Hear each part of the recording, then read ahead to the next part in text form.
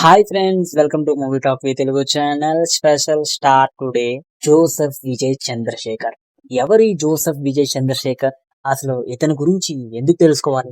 అసలు ఇతను స్టార్డమ్ ని ఎలా సంపాదించారు? ఇంత పెద్ద స్టార్ ఎలా అయ్యారు? తెలుసుకోవాలనుందా? పూర్తిగా ఈ వీడియో చూడండి. దానికంటే ముందు మన ఛానల్ కి ఎవరైనా కొత్తగా వచ్చినట్లయితే సబ్స్క్రైబ్ చేయండి మా ఛానల్ ని. వీడియో నచ్చితే లైక్ చేయండి. పక్కన ఉన్న గంట సింబల్ మాత్రం క్లిక్ చేయడం మర్చిపోవద్దు. జోసెఫ్ విజయ్ చంద్రశేఖర్ ఎవరు అని అంటే, తమిళనాడులోని సీఎం కింద గెలిచిన దళపతి విజయ్. అదేనండి, మన తెలుగు వాళ్ళకి సరిగ్గా చెప్పాలి అంటే తుపాకీ సినిమా ద్వారా మనకి పరిచయమైన నటుడు దళపతి విజయ్. దళపతి విజయ్ 1984లోని వెట్రి అనే సినిమాతోటి వెండి తెరకి పరిచయం అయ్యాడు. ఈ వెట్రి అనే సినిమా తన ఓన్ ఫాదర్ అయిన చంద్రశేఖర్ డైరెక్షన్ లోనే వచ్చింది. ఈ సినిమా ఫ్లాప్ అయింది. తర్వాత ప్రతిసారి సినిమాలను ఫ్లాప్ తోటే చూశారు.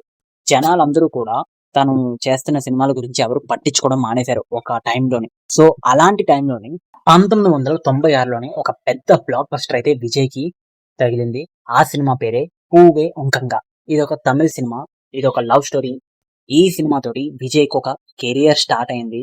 చాలా స్లోగా వెళ్తుంది. కొన్ని ఆర్టికల్స్, పేపర్స్ కూడా విజయ్ ని చూస్తూ కొన్ని ఆర్టికల్స్ కూడా రాశారు. ఎవర్రా ఈ హీరో, అసలు ఫేస్ బాగోలేదు, అసలు ఎలా యాక్సెప్ట్ చేశారు డైరెక్టర్స్ అని చాలా మంది కొన్ని ఆర్టికల్స్, న్యూస్ పేపర్స్ పబ్లిష్ చేశాయి.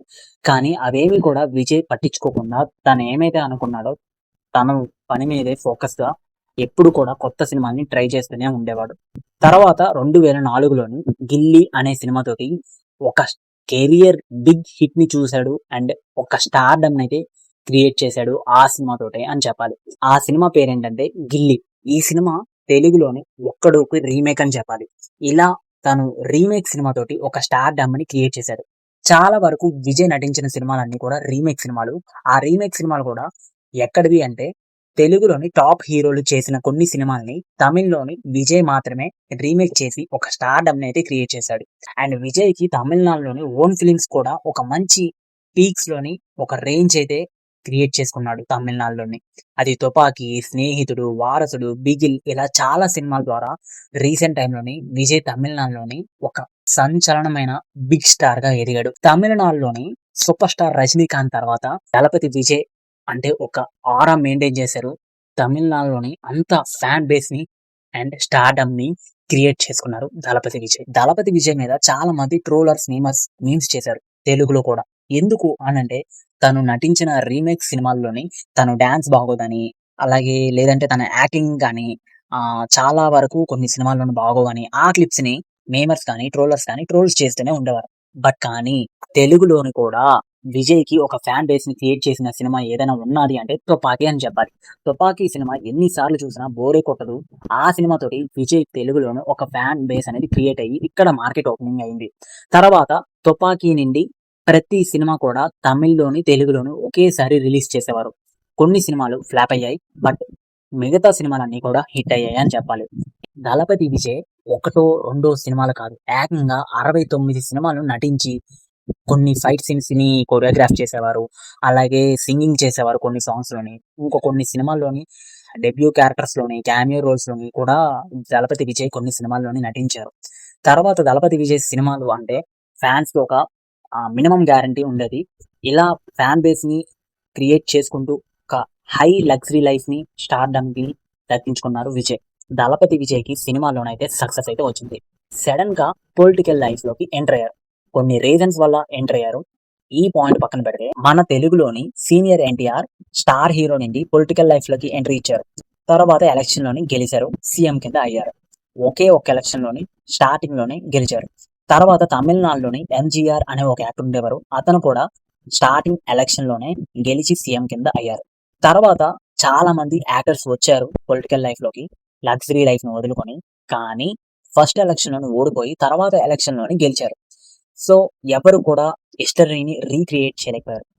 తర్వాత ఇన్ని సంవత్సరాల తర్వాత ఎన్టీఆర్, ఎంజీఆర్ తర్వాత ఒకే ఒక్కసారి 234 స్థానాల్లోని ఇండిపెండెంట్ క్యాండిడేట్స్ ని పెట్టి తమిళనాడులోని విజయ్ పోటీ చేశాడు. తన పార్టీ 107 స్థానాల్లోని గెలిచి సీఎం కింద ఫస్ట్ టైం ఎటువంటి ఎక్స్పీరియన్స్ లేకుండా అప్పుడు సీనియర్ ఎన్టీఆర్, ఎంజీఆర్ లో హిస్టరీని రీక్రియేట్ చేశాడు ఇప్పుడు దళపతి విజయ్. సో సినిమాల్లోని సక్సెస్ అయింది. తర్వాత అంత స్టార్డమ్ లైఫ్‌ని వదులుకొని మరి పొలిటికల్ లైఫ్‌లోకి వచ్చి ప్రజల కోసం ఏదో ఒకటి చెయ్యాలి. ప్రజలు నాకు ఇంత ఇచ్చారు అన్న ఒకే ఒక కారణంతోటి పొలిటికల్ లైఫ్‌లోకొచ్చి తను చాలా ప్రాబ్లమ్స్‌ని అయితే ఎదుర్కొన్నాడు. పొలిటికల్ లైఫ్‌లోకి రావడం అంటే మామూలు విషయం కాదు.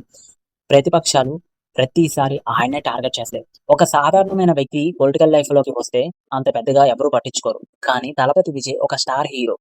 ఒక స్టార్ హీరో పొలిటికల్ లైఫ్‌లోకి వచ్చాడు అనంటే అందరి కళ్ళు అతని వైపే ఫోకస్‌గా చూస్తూ ఉంటాయి. అలాంటిది 'దళపతి విజయ్' పైన చాలా అలిగేషన్స్, నెగటివిటీ అలాగే కొన్ని విమర్శలు కూడా చాలా వరకు ఎదుర్కొన్నాడు విజయ్. అందులోని తమిళనాడులోని ఎలక్షన్ టైంలోనే విజయ్ మీద ఎన్ని విమర్శలొచ్చాయంటే 'త్రిషకి, విజయ్‌కి ఒక ఎఫ్ఐఆర్ ఉన్నదని, విజయ్ తన పర్సనల్ లైఫ్‌లోని తన భార్యతోటి విడాకుల గురించి ఇలాంటి పాయింట్స్ అన్నీ కూడా ప్రతిపక్షాలు తీసుకొని విజయ్ మీద నెగటివిటీని అయితే స్ప్రెడ్ చేశాయి. 'దళపతి విజయ్' నెగటివిటీని పట్టించుకోకుండా మేమర్స్‌ని, ట్రోలర్స్‌ని ఎవ్వరిని కూడా పట్టించుకోకుండా తను ఏమైతే ఫోకస్‌గా ఏమైతే చేయాలనుకున్నాడో తమిళనాడుకి, తను ఏం చేయాలనుకుంటున్నాడో ప్రతిసారి పార్టీ మీటింగ్స్‌లోని అదే చెప్పాడు. ఇమేజ్ వచ్చిన తర్వాత ఎవ్వరు కూడా పొలిటికల్ లైఫ్‌లోకి ఎంట్రీ ఇవ్వడానికి భయపడతారు. అలాంటిది విజయ్ లగ్జరీ లైఫ్‌ని మొత్తాన్ని వదులుకొని ప్రజల కోసం ఏదో చేయాలని తమిళనాడులోని తను ఒకే ఒక్కసారి ఎటువంటి ఎక్స్‌పీరియన్స్ లేకుండా